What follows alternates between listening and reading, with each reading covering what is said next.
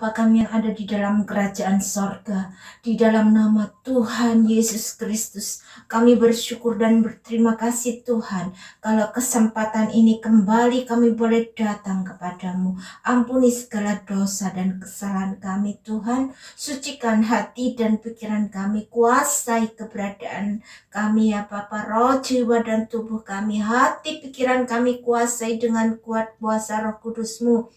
Mampukan kami Bapa untuk kami boleh mengerti akan kebenaran firman-Mu, dan beri kami kemampuan-Mu Bapa untuk kami boleh melakukannya dalam kehidupan kami, supaya kami tidak berdosa kepadamu ya Bapa.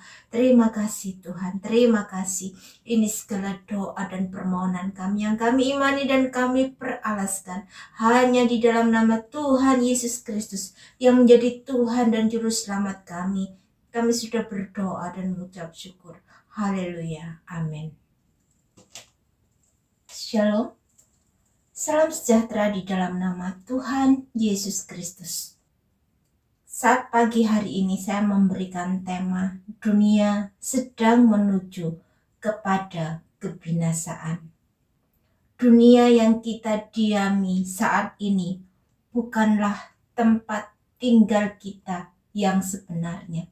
Tetapi tempat tinggal kita yang sebenarnya adalah di dalam kekekalan, yaitu sorga kekal atau neraka kekal.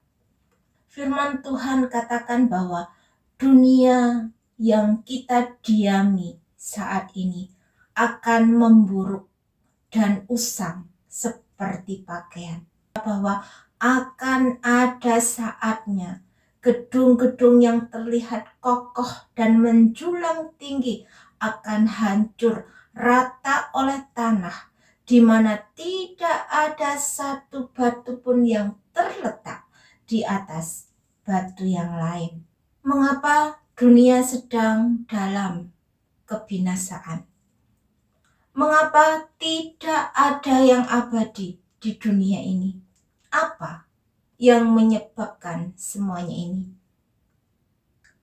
Kalau dunia sedang menuju kepada kebinasaan, tapi mengapa kita harus tinggal di dunia ini?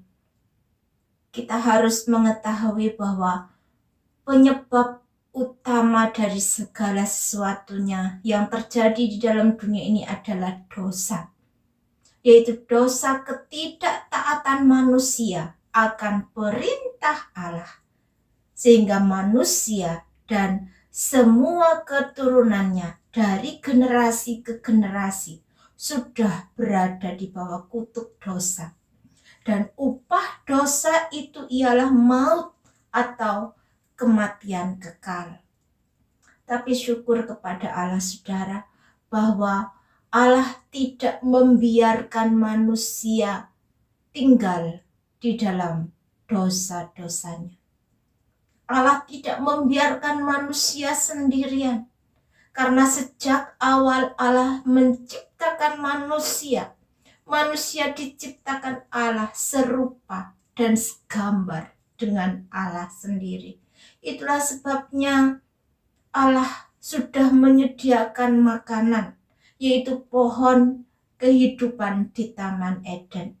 Dan selama manusia memakan buah dari pohon kehidupan, maka manusia itu hidup dalam keabadian, hidup dalam kekekalan. Dan manusia mempunyai kuasa atau otoritas yang daripada Allah, sehingga manusia terbebas dari iblis dan roh-roh jahat yang hendak mencuri, membunuh, dan membinasakan manusia. Tetapi sejak manusia tidak taat akan perintah Allah, yaitu dengan memakan buah pengetahuan yang baik dan yang jahat, maka manusia sudah berada di dalam cengkeraman iblis. Kemuliaan Allah yang dimiliki manusia sudah hilang karena dosa. dan manusia diusir dari Taman Eden, supaya manusia yang sudah jatuh ke dalam dosa tidak mengambil buah pohon kehidupan. Saudara, lalu mengapa Allah menempatkan manusia di bumi? Yaitu supaya manusia mengusahakan tanah dari mana ia diambil. Dan akan ada saatnya manusia kembali kepada Allah Sang Pencipta. Saudara, Allah menempatkan manusia di dunia ini karena Allah telah mempersiapkan rencananya yang besar kepada manusia, yaitu untuk mengembalikan posisi manusia yang semula, itu sebagai ciptaan Allah yang baru melalui penebusan dosa di dalam Tuhan Yesus Kristus. Karena Allah sangat mengasihi kita manusia, dan Allah tidak rela kalau manusia mengalami kebinasaan, seperti yang difirmankan di dalam Yohanes 3 ayat 16. Karena begitu besar kasih Allah akan dunia ini, sehingga ia telah mengaruniakan anaknya yang tunggal, supaya setiap orang yang percaya kepadanya tidak binasa, melainkan beroleh hidup yang kekal. Ini saudara, isi hati Allah, supaya manusia berada dalam kekekalan bersama dengan Allah Bapa di sorga.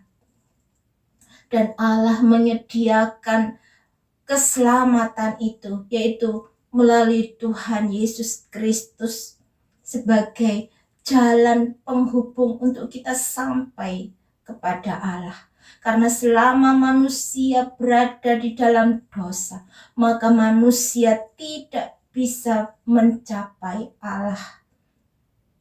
Allah terlalu jauh untuk dijangkau oleh manusia. Jadi hanya manusia Yesus saja yang sanggup memperdamaikan manusia berdosa dengan Allah. Tuhan Yesus datang ke dalam dunia ini, yaitu untuk memperkenalkan siapa Allah yang sebenarnya kepada kita manusia, untuk kita mengenal Allah melalui Tuhan Yesus Kristus. Itu sebabnya saudara, Tuhan Yesus dengan setia, dengan rela mengorbankan dirinya di atas kayu salib sebagai korban penebus dosa manusia. Darah Yesus yang tercurah ke bumi adalah darah yang mahal, korban penebusan dosa satu kali dan untuk selamanya. Itulah sebabnya saudara, mengapa setiap orang yang percaya kepada Tuhan Yesus Kristus, kita sudah tidak perlu lagi mengorbankan binatang sebagai korban persembahan kepada Allah. Karena korban Tuhan Yesus adalah korban yang sempurna. Satu kali dan untuk selamanya. Inilah saudara, jalan keselamatan yang diberikan Allah kepada manusia, supaya setiap orang yang mau percaya dan menerima Tuhan Yesus sebagai Tuhan dan Juru Selamat, dia diselamatkan.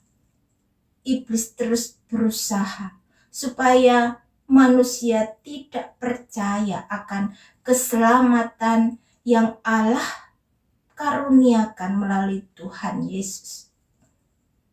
Dengan berbagai tipu daya, dengan segala upaya supaya manusia dapat dikelabui pikirannya untuk manusia tidak percaya.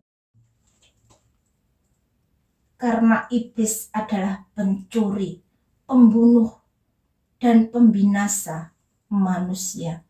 Dan itulah yang menjadi pekerjaan iblis.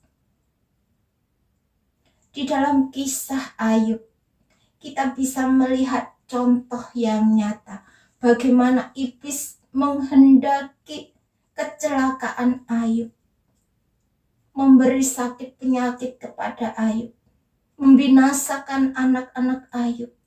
Iblis mencuri harta kekayaan Ayub. Tetapi saudara, iblis berusaha supaya manusia percaya bahwa kalau manusia mengalami pencobaan, mengalami kesusahan, kesukaran di dalam hidupnya, semuanya itu berasal dari Allah. Ini adalah tipu daya iblis yang harus kita ketahui, saudara. Karena Allah tidak pernah mencobai manusia. Kalaupun Allah mencobai, tujuannya adalah supaya untuk melihat sampai di mana ketaatan kita kepada Allah. Karena kecenderungan hati manusia adalah untuk berbuat dosa dari sejak kecilnya. Itulah sebabnya, saudara, manusia lebih mudah untuk dikelabui oleh iblis, diperdaya oleh iblis sehingga tidak mempercayai Allah. Itu sebabnya, saudara, mari kita berlindung kepada tangan Allah yang kuat. Firman Tuhan katakan bahwa mendekatlah kepada Allah, maka iblis akan lari daripadamu. Karena setiap waktu, setiap saat, iblis hendak mencuri, hendak membunuh dan membinasakan manusia, yaitu orang-orang yang dapat ditelannya. Pilihan ada di tangan kita. Adakah kita mempercayai Allah, ataukah kita termakan oleh tipu daya iblis? Tetapi ketahuilah ini, saudara, bahwa yang menghakimi orang yang hidup dan yang mati adalah Tuhan Yesus sendiri. Karena Tuhan Yesus yang memegang kunci maut dan kerajaan maut. Di dalam Wahyu 1 ayat 17 sampai ayat 18. Ketika aku melihat dia, tersungkurlah aku di depan kakinya, sama seperti orang yang mati. Tetapi ia meletakkan tangan kanannya di atasku lalu berkata, "Jangan takut, aku adalah yang awal dan yang akhir dan yang hidup. Aku telah mati, namun lihatlah, aku hidup sampai selama-lamanya. Dan aku memegang segala kunci maut dan kerajaan maut." Puji Tuhan. Tuhan Yesus memberkati kita sekalian. Bapa kami yang ada di dalam kerajaan sorga, di dalam nama Tuhan Yesus Kristus, kami bersyukur dan berterima kasih Tuhan. Kalau kami sudah mendengarkan firman-Mu, kiranya tanamkan apa yang baik itu di dalam hati kami. Buat kami mempercayai Engkau saja dalam kehidupan kami, supaya kami tidak terperdaya oleh tipu daya iblis Bapa. Mari Tuhan, kuatkan hati dan iman percaya kami untuk kami semakin mendekat kepadamu. Di dalam nama Tuhan Yesus Kristus, kami menyerahkan segala doa dan permohonan kami. Haleluya, amin.